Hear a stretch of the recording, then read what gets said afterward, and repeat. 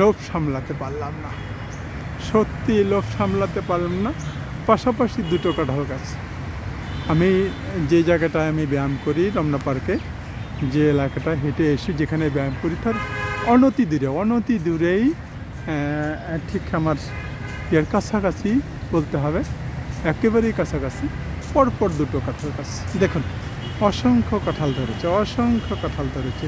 যদি এখন দেরি হয়ে গেছে, আমরা যে টাইমে ব্যায়াম করি 6টা থেকে 8টা, 8:30 পর্যন্ত, এখন অলরেডি 15টা বাজে।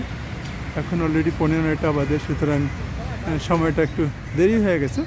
এবং আমি যেহেতু এক সপ্তাহ অসুস্থ থাকার পরে আজকে প্রথম বের হলাম আমার ছেলের কারণে, শিল্পকলা একাডেমিতে ওকে পৌঁছে দিয়ে আসলাম। আজকে বিশ্বকবি রবীন্দ্রনাথের জন্মশতবার্ষিকী, সেই হিসেবে শিল্পকলা একাডেমির যে আয়োজনের অংশ হিসেবে ওরাও পারফর্ম করবে অন্যান্য শিল্পীদের সাথে, এবং অনুষ্ঠানটা সম্ভবত 12টার দিকে হবে বিধায় আমি ওকে রেখে, ওদের অন্যান্য পার্টিসিপেন্ট যারা তারাও আছে সেখানে রেখে আমি চিন্তা করলাম যে ঠিক আছে, এক সপ্তাহ যেহেতু আমার হাঁটাই হয় না, রমনা পার্কে আসা হয় না, আমি ঘুরে আসি, একটু হেঁটে আসি।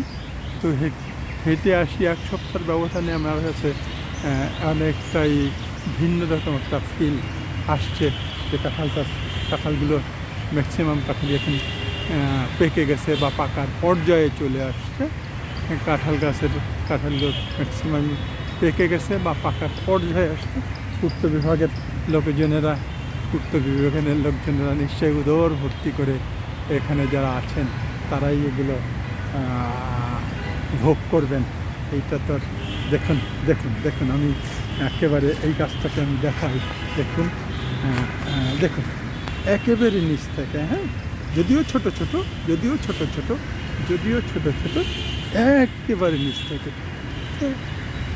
প্রকৃতিতে কি নেই বলুন, কি নেই? প্রকৃতি উজাড় করে দিচ্ছে, উদারভাবে দিচ্ছে আপনাকে, আপনি যদি প্রকৃতির সেবা করেন, তাই না?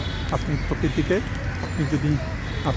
আপনি যদি আপনার আঙিনায় যদি গাছ থাকে, একটু পরিচর্যা করুন, একটু পানি দিন, একটু সার দিন, গোবর সার দিন, হ্যাঁ, সার দিন, ও আপনাকে কখনো বেইমানি করবে না।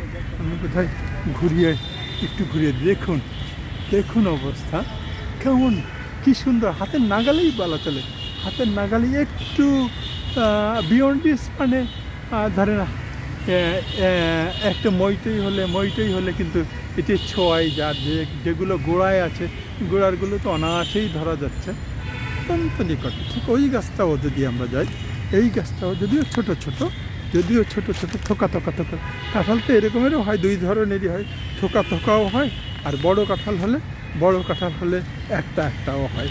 এই দেখুন গোড়া থেকেই কাঁঠাল, কি সুন্দর কি সুন্দর, আহা কি সুন্দর, প্রকৃতি উজাড় করে দিয়েছে সৃষ্টিকর্তা। আমরা স্বীকার করি, তোমার কোন দানকে অস্বীকার করবে? তুমি অস্বীকার করবে? আল্লাহর অফুরন্ত ভাণ্ডার দিয়েছেন উজাড় করে, শুধু তার সৃষ্টির জন্য আমরা কৃতজ্ঞ হই। আল্লাহর প্রতি, সৃষ্টিকর্তার প্রতি কৃতজ্ঞ হই এবং সবাইকে ভালোবাসি। ভালোবাসার কোনো বিকল্প নেই।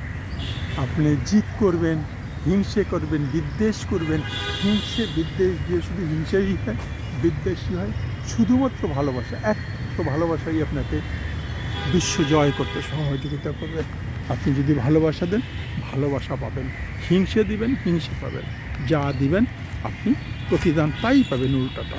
সুতরাং আসুন আমরা সবাই হাঁটি, ভালো থাকি এবং মন থেকে হিংসা বিদ্বেষ ভুলে যাই।